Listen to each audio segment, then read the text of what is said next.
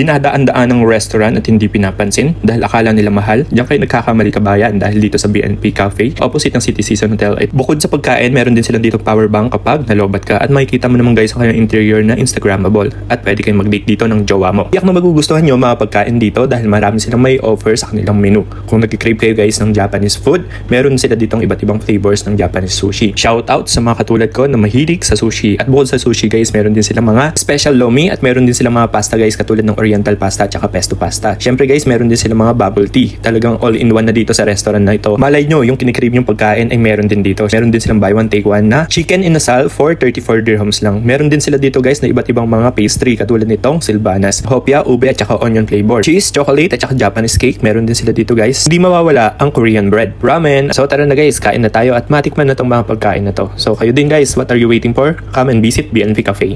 Thank you BNP Cafe from